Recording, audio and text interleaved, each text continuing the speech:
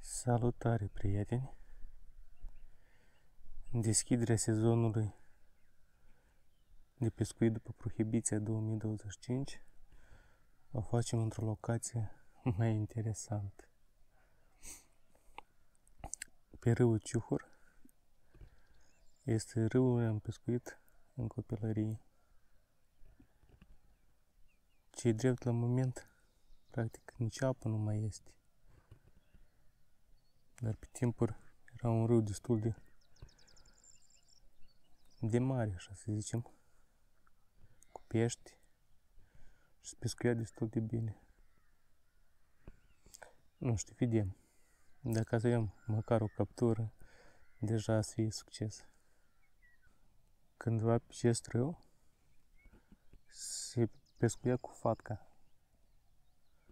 sau în rusă păuc. Vă închipuiți? Iată, și lățimea avea râu, dacă putea să apoi, eu nu mai țin minte. Era 1,5 pe 1,5 mărime sau ceva de genul. Când eram eu mic, mie o bunicuță de aici, tot mi-a cusut și mie o fatcă, mi-am plătit, mai bine zis. Așa micuț, de 1 metru pe 1 metru. Pare mi sau pusă mai mic. Și era împletită din ață de aceasta care scoasă nasturi la haine. Asta ață, subțiri. Și așa pescuiam cu ea.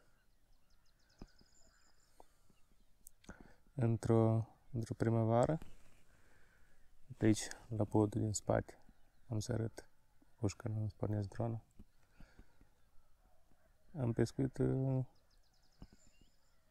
nu mai țin minte, dar aveam o căldărușă așa, plină, cu caras. Caras de obicei se pescuia aici. Era caras, biban, porcușor și zvârlugă. Câteodată, dacă ploua mult timp și era inundație, se rupea vreun iaz, deja aici Ciuhur se putea de pescuit și vreun crab.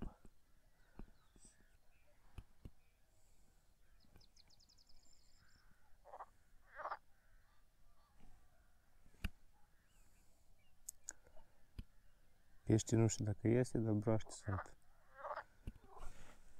Și apropo, aici la noi, eu cât am fost copil și am cutreierat toate dealurile acestea, eu nu țin minte să văzut sau chiar s-a auzit fazani. Dar anul acesta, aud că aici în păduricea aceasta de pe dreapta, se aude un fazan.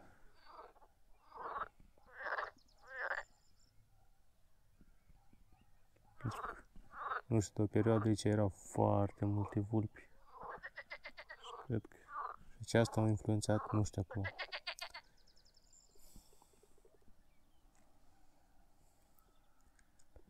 Prieteni, se pare că pește nu mai este aici în râu.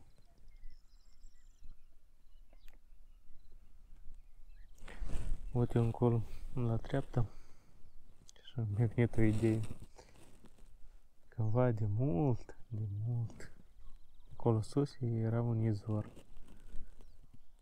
Și în izvor erau pești. Nu știu de unde și cum, dar creșteau pești în acel izvor. Și am o idee să mă ridic acolo până sus, să văd. Nu să pescuiesc, dar să văd măcar izvorul mai există. Și dacă mai este ceva în el, poate.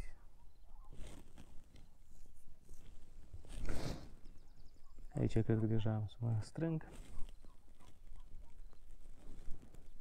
Și mai vizităm măcar ceva locuri. Dacă deschiderea nu s-a reușit. Fier întinsă. Iată aici era un izvor.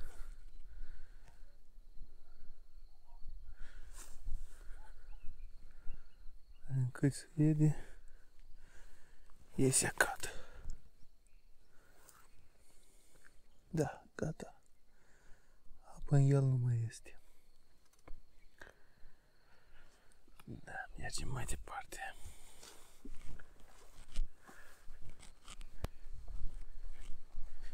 Așa frumos.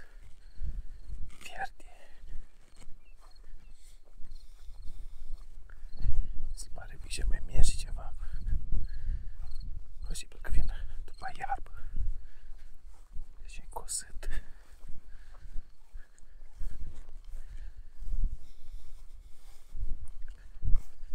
Uite câți ani n-am fost eu pe aici.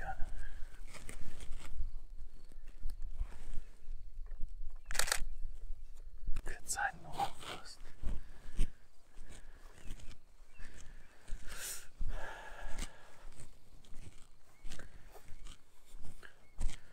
Priviți ce priveliști dincolo spre sat. Ce câmp verde.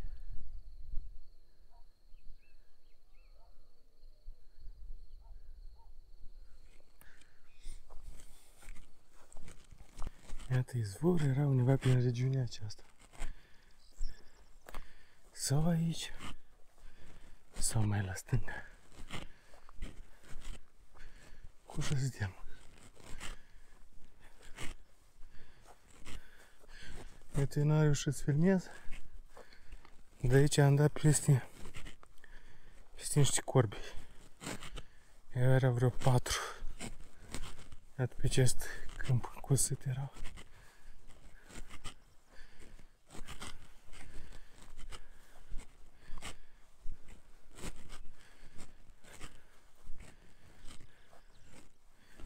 Iată acolo se pare că este un izvor. Mă duc pe partea de sus. Să nu prind vreo căpuș prin buianul ăsta. Că și se pare că merge. Cu căruț, cel mai probabil.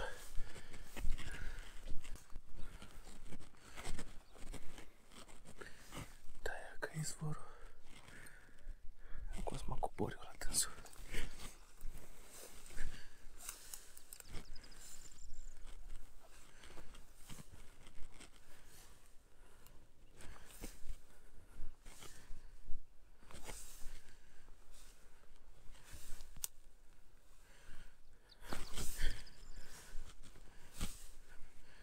Aici după carare, se vede că ceva mai coboară la pută apă, dacă este.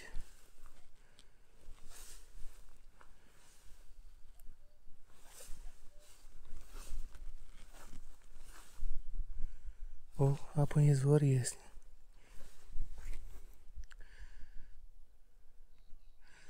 Doar că apa nu-i de băut.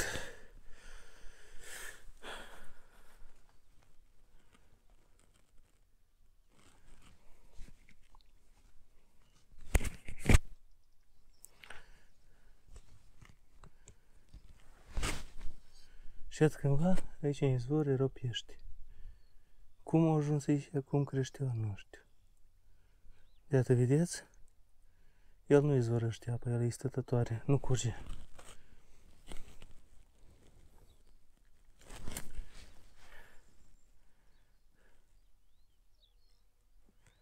În 1956. Cândva aici, pe iarba era scurtă, nu știu, era apă la izvor, lumea circula. Erau animale, în sens că vaci, oi, pășteau prin prejur lumea cosă. Acum e sălbătășie. Nici la izvor nu este loc că se răzbață.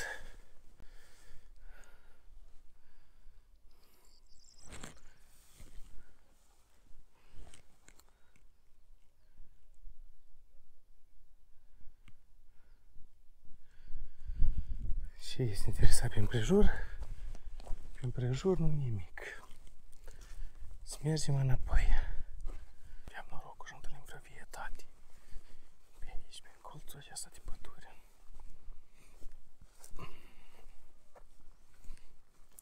Fazanul aici se aude. Să avem norocul, să-l vedem. Dar el cred că mă simte.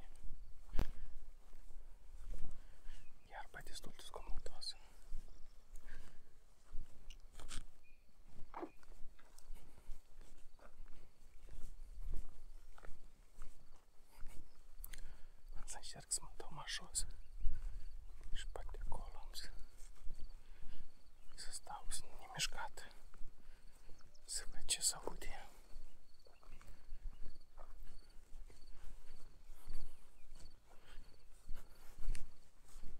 E o pasăre interesantă, să vedem.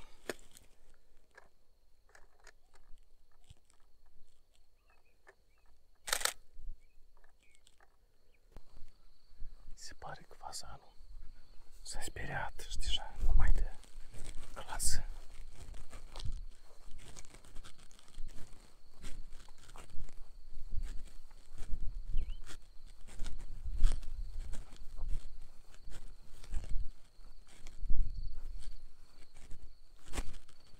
Hai să vede fundul la râu.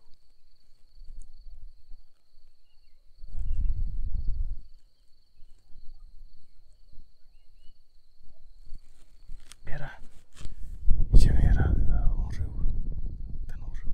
Aici curgea izvorul cealaltă din deal.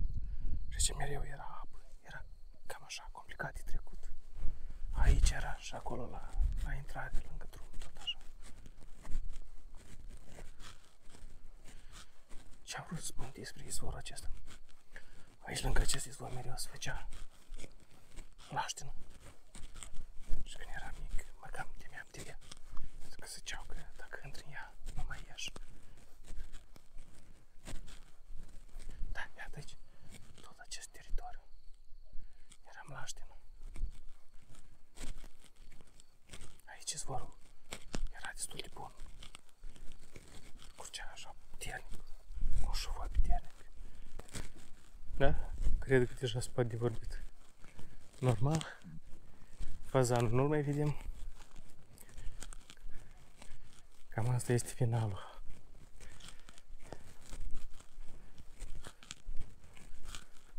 Aici era mereu, iată că acolo în carieră, în drumul piatră doar. Nu era iarbă. Dar uitați-vă acum aici. Ce de tare s-a schimbat, dar doar în câțiva zeci de ani. Tot arată cu totul altfel.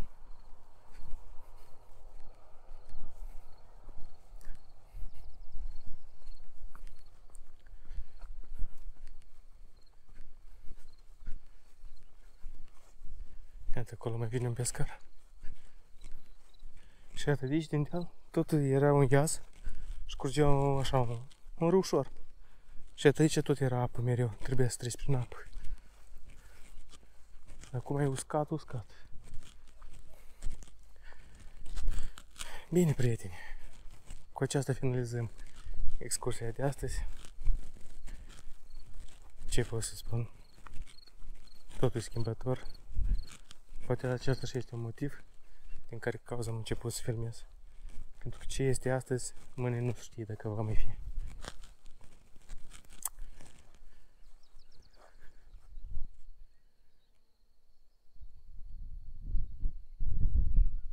Trebuie de plăcere de la ziua de astăzi. Și păstrați ce cereți.